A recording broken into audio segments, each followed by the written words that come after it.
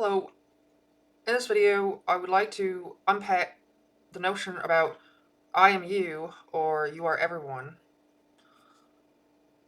There's different understandings of this notion depending on the state you're in and how close you are to God. The God that I'm referring to, of course. And that's why this needs to be talked about more, I feel like, because depending on where you're at in your state and awakening journey, you're going to have different understanding of this notion. And as well that sometimes this gets misused and abused, that sort of keeps people stuck where they are. So that's why I want to talk about this. So, of course, like I've said, in ultimate reality, we are absolutely the same at our source. The source consciousness is the same for everyone.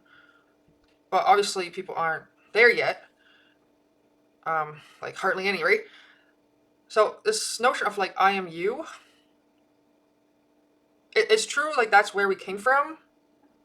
Once upon a time, like, before this creation of the dream universe, that's like absolutely true that I am you.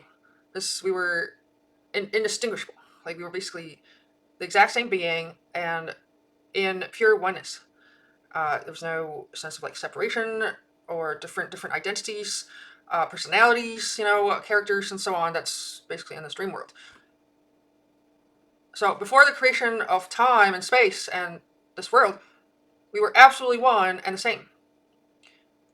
So that's one, understanding of I am you. So this like awakening, it's possible for you to return back to that and know what it's like to be identical to me, you could say. Of course, I haven't encountered that exactly. Like I've come across beings who are very close to me, but still not identical to me yet. So I've experienced like some sense of that and what it's like to basically be them to some extent. Of course, I can't be exactly like them because their life circumstances are different from mine, for example. So we're not talking about the specific circumstances here. We're just saying, like, in a metaphysical sense, like your spirit and the mind, that it's possible to, to go back to that exact oneness and sameness. So, but when spiritual teachers, like, at different levels use this term, they could mean different things. They may not be talking about what I'm saying to you. So, because we have, you could say, people don't like me using that word fallen because it's like we've fallen from the light, basically. That's really what happened. And, because of your wanting to leave the kingdom and create something else, and that's how the ego mind was created. So there's sort of this, like, almost like a mitosis, you could say, but of course it's within the God's mind still. So I'm going to throw a diagram here to show you what I mean. So God's mind is basically the most conscious, of course. And what happened was you can't create a fake world in God's mind because that's your original being. That's the truth. You couldn't create like a dream world within that, right? So you had to dissociate from God's mind, basically, to a sufficient degree, so that you can make like basically another world within that. And it had to be dissociated to quite a sufficient degree. Otherwise, you can see how you could easily, basically, you could say, not trick yourself enough. um, so when you created this world, you had to basically shrink your mind, you could say, down to a sufficient degree. And during that process, this what I call the ego mind is created. So at that point, you could still say we're basically one and the same, because it's just one ego mind at that point. However, further splitting happened when you created this world.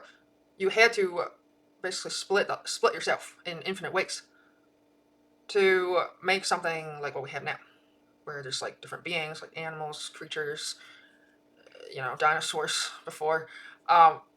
So you had to split this like light and consciousness. So you could say every one of us is like, you know, recreated as a result, because we were, again, one and the same to start.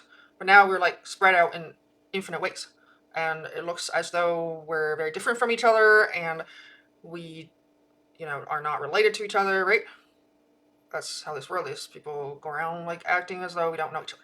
So now, from this world's perspective, though, the I am you doesn't quite check out because your mind is like separated. So during that splitting process, the ego mind was also split in infinite ways.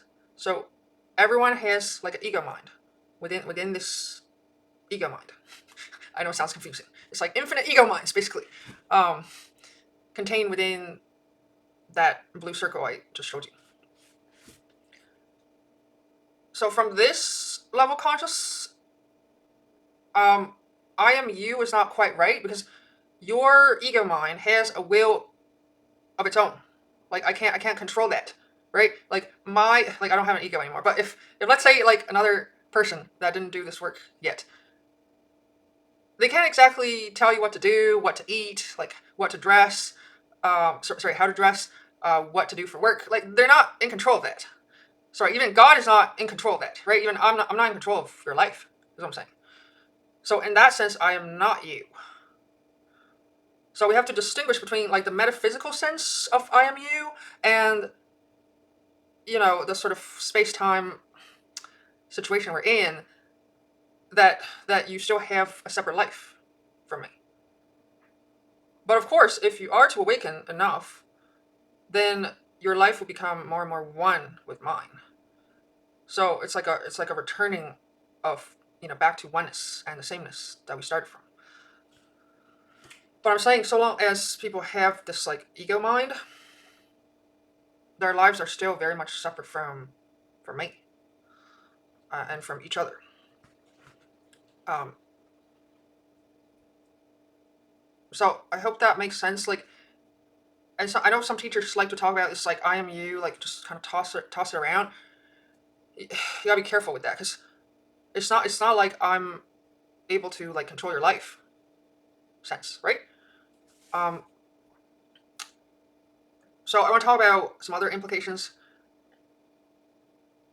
So as we split off into this like infinite beings, separated minds, basically, separated characters and so on. At that point, it's like you can't say that my life is identical to someone else's life because, like in a sort of dream world sense, right? So whatever they did in that life is not gonna be identical to mine, like generally speaking. So in that sense, I am you does not quite hold, if you know what I mean. And you know, in everyone's life, like you have the ability to choose if you want to awaken or not, the ability to choose light, to go towards the light or to the dark, and which teachers to follow and not follow, what jobs to take and not take. Like you have choices, is what I'm saying. And I am not in control of that. I'm not in control of your choices. And neither are you. Like we can influence each other, of course, but I'm not in direct control of that. Right? You're in the driver's seat. So in that sense, I am not you. Do you know what I'm saying? Like this should be obvious. Of course, I'm kind of just stating the obvious, but I just keep hearing some teachers like to simplify this. It's like as though I'm like literally living your life. That's not entirely true because I'm not in control of your life. Do you know what I'm saying? So this is like a kind of error to me. It's like sort of oversimplification. And it's not that I haven't experienced what it's like to be someone else. Like I have, in a sense, like awakening process, right? I have experienced other characters, but that's not the same as after having this awakening experience that I'm somehow still living their life. That's not true. Like I'm not able to control their life, not very much, even if I wanted to.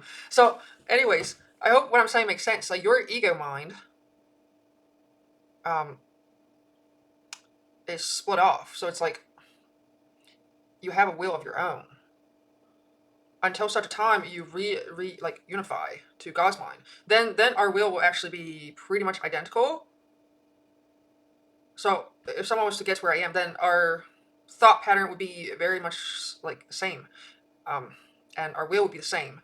So, but that doesn't mean, of course, that we're gonna necessarily choose the same clothing. That's not what I'm saying.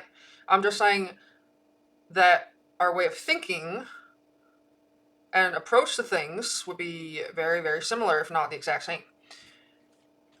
So I hope you can see what I'm trying to get at. There's like,